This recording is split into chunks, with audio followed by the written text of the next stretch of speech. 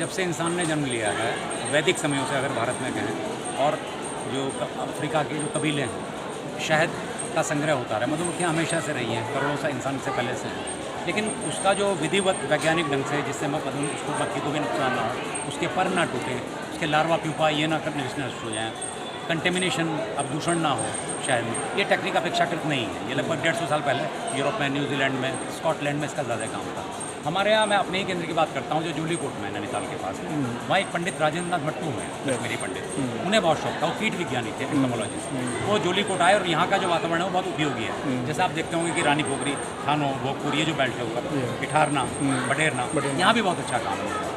तो ऐसी नैनीताल की उस थोड़ा सा घाटी नुमा है, बहुत स्लोप है, मतलब वहाँ मधुमक्खियाँ बहुत, वहाँ एक ही सीजन में 8 तरह के वेजिटेशन में मधुमक्खियाँ रस चूसती हैं और शायद उसका सारा टेस्ट और फ्लेवर्स और उसकी क्वालिटी बदल जाती है। यानी 8 डिफरेंट फ्लेवर्स एक ही सीजन। ये जूली कोट की। तो मट्टू जी ने क्या किया कि अपना घर द्वार जो भी उनका कश्मीर में था वो सब बेच दिया, और लगभग 100 साल पहले उन्होंने आधुनिक मधुमक्खी विज्ञान या जो एंटोमोलॉजी है उसकी स्थापना की।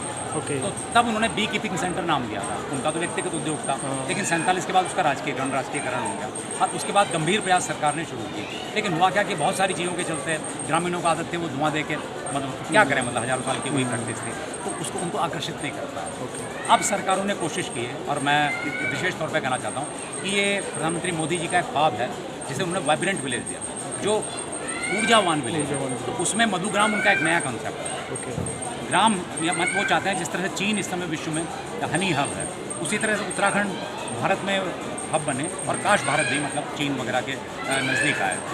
इसके लिए प्रयास शुरू किया गया, और मुझे इसलिए भी लाया गया कि उन्हें लगा कि नया आदमी थोड़ा बेहतर कर सकता है। अभी हो सकता है कि इसमें दूषण खुद भी कम है, बिल्कुल मुझ में। मैं ऐसा नहीं है कि पुराना होकर दूषण ही आता है, लेकिन पुराना होकर आदमी की रुचियाँ मौन पालन में तो शायद नहीं जाए। मैं ऐसा व्यक्ति हूँ कि मुझे जो भी काम दिया था, क्योंकि मैंने किया नहीं है, मैं सड़कों पर घूमा हूँ, मैंने खालीपन झेला, लेकिन मैं दिल में कुछ था करने। अब आप सब लोगों का सहयोग, पत्रकार लोगों का जो चौथे स्तंभ आप हैं, आपका आशीर्वाद मुझे मिलेगा, और छोटी छोटी चीज़ों में तवज्जो, वरना मधुमक्खी पे कौन ध्यान देता है? सुपर स्टार्स पे ध्यान दिया जाता है, या वैज्ञानिकों पे, या अंतरिक्ष यात्री जो हैं उन पर ध्यान दिया जाता है, स्पोर्ट्स पर्सनस पे, सेलिब्रिटीज पे ध्यान। ऐसे में मधुमक्खी पे ध्यान केंद्रित, बहुत छोटा सा कीड़ा है वो, लेकिन वो ऐसा कीड़ा है कि उसका वो मरने के बाद भी उसका जो शरीर है वो आपकी पैदावार को बढ़ा रहा है। इतिहास, विज्ञान इस बात का साक्षी है कि मधुमक्खी जिस पौधे पे या जिस भी प्रजाति पे बैठती है, उसकी पैदावार 8-8 गुना बढ़ जाती है।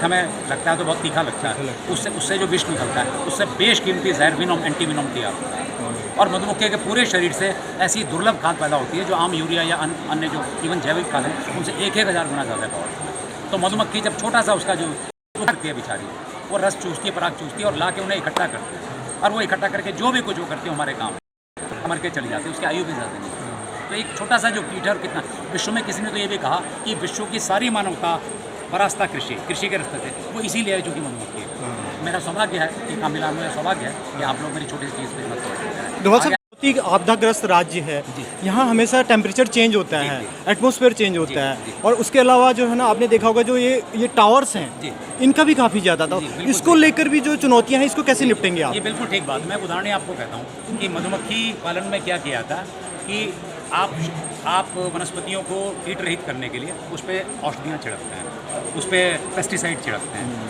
है ना। तो उससे क्या होता है कि वो कृमि है वो तो हट जाएंगे, लेकिन साथ में मधुमक्खियाँ जो उनके अंडे लावा प्यूपा वहाँ पे थे, या मधुमक्खी आदतन जहाँ रही है, मान लिया सरसों की है, अभी वन तुलसी की बात मंत्री जी ने की, वो वहाँ बैठी है तो वो तो दूषित हो गया, तो स्ट्रॉन्ग केमिकल है, तो वो उसको भी चूस लेती है और वो बेचारी मर जाती है।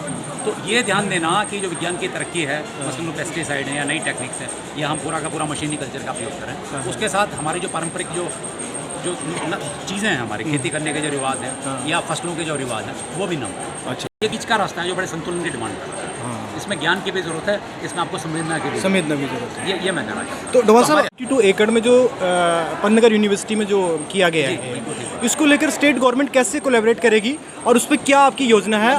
बिल्कुल, ये बहुत अद्भुत सवाल है। पंतनगर उत्तराखंड के उन नगीनों में है, सरकारी या सरकारी क्षेत्र में या एकेडमिक क्षेत्र में, जो कि वास्तव में जितनी फंडिंग दिया रही है उससे 10 गुना रिजल्ट है। बिल्कुल IITs में ऐसा होता है, लेकिन IITs बहुत प्रेस्टीजियस हैं, लेकिन IITs को फंडिंग बहुत होती है। मैं जवाहरलाल यूनिवर्सिटी से पढ़ा हूँ, भारत के पूरे सारे जो करीब 190 सरकारी विश्वविद्यालय मान लिया, उनकी जो फंडिंग है तो JNU उसका 20% ले लेती है। तो आज JNU में स्थिति है कि वहाँ पे 8,000 स्टूडेंट हैं और उसमें 6,000 टीचर्स हैं। पंतनगर वो चीज़ है कि जहाँ पे कम से कम पैसों में रिटर्न बहुत ज़्यादा आ रहा है। हम लोग कृषि क्षेत्र पे ज़्यादा ध्यान नहीं देते, हम लोग IAS PCS को ही है तो उसके प्रति स्वाभाविक हम ज़्यादा है जो प्रॉपर एडमिनिस्ट्रेशन में है। लेकिन जो कीट वैज्ञानिक है, वैज्ञानिकों के प्रति तो क्रेज हो सकता है स्पेस वैज्ञानिक, खासकर वो जब स्पेस वॉक कर रहे होते हैं, लेकिन जब वो जंगलों में वॉक कर रहे होते हैं गुमनाम मधुमक्खियों के बीच में, तब उन्हें कोई नहीं है। तो पंतनगर उन सेलिब्रिटीज़ का नाम है जो दरअसल मानवता को मानवता बनाए रखते हैं। इसमें एक चीज़ जो यूपी में है ये बहुत, और पूसा तो इंस्टीट्यूट पे शूट दिल्ली वाला बहुत ये मार्मिक सवाल। डोसा एक सवाल और, राज्य करीब 8,000 टन था शायद, तो 12,000 तक आप ले गए हैं अभी तक सरकार, तो इसको आप क्या लगता है कि आपके कार्यकाल में कितने तक जा सकता है? बहुत धन्यवाद इस सवाल के लिए। मेरे अधीन एक जो विभाग काम कर रहा है उसमें एक सर्वोच्च अधिकारी है, वो PCS अलाइड से आई है, तो उन्होंने बड़ी रुचि के साथ इंटोमोलॉजी में भी कोर्स किया, उनकी PhD। तो उन्होंने क्या किया है कि मधुमक्खी के ऊपर मतलब अपना अन्न उद्यान छोड़ के, हॉर्टिकल्चर छोड़ के मधुमक्खी पर ध्यान केंद्रित किया, और उन्होंने गवर्नमेंट से गुजारिश की कि आप इसका जो मिनिमम सपोर्ट प्राइस है वो अब तक लगभग 325 रुपये था, उनके प्रयासों से वो 750 रुपये। तो जब दुगना मिले, मैं आपको एक उदाहरण बताता हूँ। मैं मधुमक्खी किसानों के बारे में ज़्यादा नहीं जानता था, हरिद्वार के कुछ लोग, मैंने उनसे पूछा भाई कैसे, तो पुरानी से कार लिए हुए, सादगी तो हमारे मैदानों में है, मैदानों की सादगी कुछ अलग ही तरह की। तो मुझे लगा कि आप कितना, उसका भाई साहब छोटा मोटा करते हैं, तो आप ध्यान दें कि हनी बॉक्स जो है, मधुमक्खी जो डब्बा है, उसको प्रॉपर भाषा में कॉलोनी, एक कॉलोनी, कॉलोनी का मतलब मधुमक्खी जहाँ निवास करते हैं, तो उसमें एक मधुमक्खी से मैंने कहा 3 महीने में कितना होता, मैं कहा 3 महीने में बहुत नहीं होता भाई साहब, मैंने कितना, उन्होंने कहा 3 महीने में मुझे अपनी 1,000 पेटियाँ हैं, उससे 2,500 बाल्टी शहद था।